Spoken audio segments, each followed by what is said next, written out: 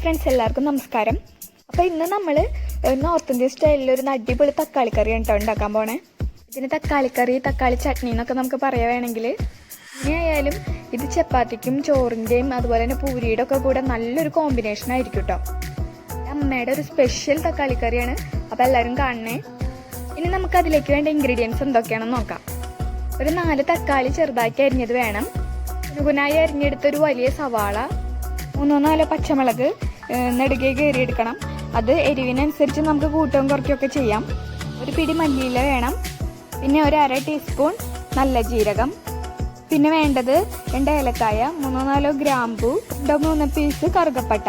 ഇതെല്ലാം കൂടി ഒന്ന് പൊടിച്ചെടുക്കണം. പിന്നെ ഒരു 1/2 ടീസ്പൂൺ കടുക്, ആവശ്യത്തിന് വേപ്പിലയും, പിന്നെ ഉപ്പും കൂടി വേണം. ഒരു പാനിൽ എണ്ണ ചൂടായി വരുമ്പോൾ അതിലേക്ക് കടുക് ഇട്ട് കൊടുക്കാം. പൊട്ടിക്കഴിഞ്ഞിട്ടുണ്ടെങ്കിൽ നമുക്ക് അതിലേക്ക് നല്ല ജീരകം കൂടി ഇട്ട് കൊടുക്കാം.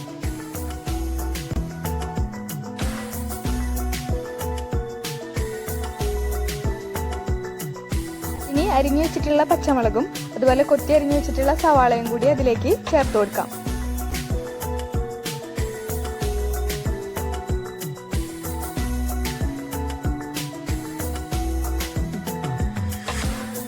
കുറച്ച് വേപ്പില കൂടി നമുക്ക് അതിലേക്ക് ഇട്ട് കൊടുക്കാം.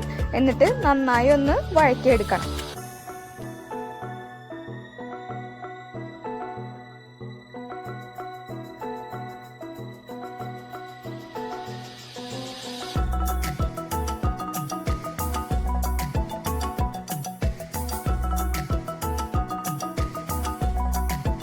ഇനി അതിലേക്ക് നമ്മൾ പൊടിച്ചു വെച്ചിട്ടുള്ള മസാലപ്പൊടി ഇല്ലേ, കറുകപ്പട്ടയും ഗ്രാമ്പും അതുപോലെ ഏലക്കായൊക്കെ കൂടി പൊടിച്ചു വെച്ചിട്ടുള്ളത്, ആ പൊടി ഒന്ന് ഇതിലേക്ക് ഇട്ട് കൊടുക്കാം. പിന്നെ ഒരു 1/2 ടീസ്പൂൺ മഞ്ഞൾപ്പൊടിയും കൂടിയും ചേർത്ത് കൊടുക്കണം. ഈ മഞ്ഞൾപ്പൊടി ഞാൻ പറയാൻ വിട്ടുപോയി, അപ്പോൾ അതുകൂടി ചേർത്ത് കൊടുക്കണം. എന്നിട്ട് നല്ലപോലെ ഒന്ന് വഴറ്റിയെടുക്കണം.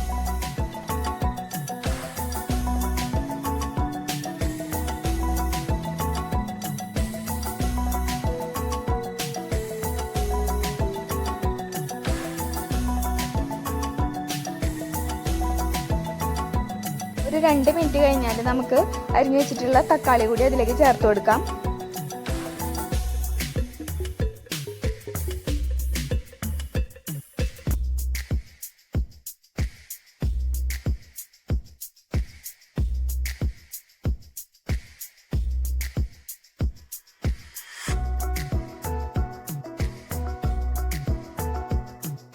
അതിലേക്ക് ആവശ്യത്തിനുള്ള ഉപ്പും കൂടി ചേർത്തിട്ട് നമുക്ക് നന്നായിട്ടൊന്ന് മിക്സ് ചെയ്തെടുക്കണം.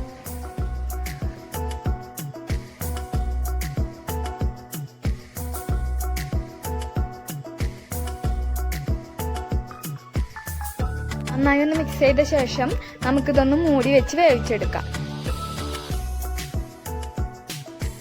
5 മിനിറ്റ് നേരം മതിയാവും. എന്നിട്ട് നമുക്ക് മൂടി തുറക്കാം. ഇപ്പം തക്കാളിയും സവാളയൊക്കെ നന്നായിട്ട് വെന്ത് വന്നിട്ടുണ്ട്. പിന്നെ ഈ കറിയിൽ ഒട്ടും വെള്ളം ചേർക്കേണ്ട ആവശ്യമൊന്നുമില്ല. അല്ലാതെ തന്നെ കണ്ടില്ലേ, അത്യാവശ്യം വെള്ളമൊക്കെ ഉണ്ട്. ആ തക്കാളിയിൽ നിന്ന് സവാളയിൽ നിന്നൊക്കെ ഉള്ള വെള്ളം നന്നായിട്ടുണ്ട്.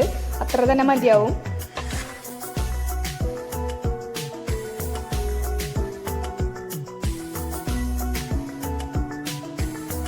ഇപ്പം കറി ഏതാണ്ട് റെഡിയായി വന്നിട്ടുണ്ട്. ഇനി നമുക്കതിലോട്ട് മല്ലിയില കൂടി ചേർത്ത് കൊടുക്കാം. എന്നിട്ട് നല്ലപോലെ ഒന്ന് മിക്സ് ചെയ്തെടുക്കാം.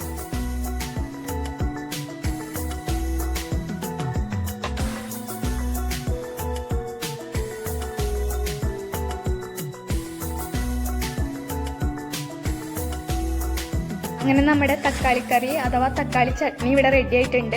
ഇത് ശരിക്കും നോർത്ത് ഇന്ത്യൻ സ്റ്റൈലിലുള്ളൊരു ഡിഷാണ്. നമുക്ക് ബ്രേക്ക്ഫാസ്റ്റിനും ലഞ്ചിനും ഡിന്നറിനും ഒക്കെ ഉപയോഗിക്കാൻ പറ്റും. അപ്പോൾ എല്ലാവരും ഒന്ന് ട്രൈ ചെയ്ത് നോക്കണം.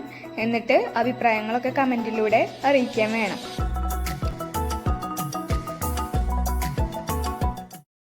അപ്പോൾ നിങ്ങൾക്ക് എൻ്റെ വീഡിയോ ഇഷ്ടമായെങ്കിൽ ഒന്ന് ലൈക്ക് ചെയ്തേക്കാം. പിന്നെ കൂട്ടുകാർക്കൊക്കെ ഈ ചാനലൊന്ന് ഷെയർ ചെയ്ത് കൊടുക്കുക.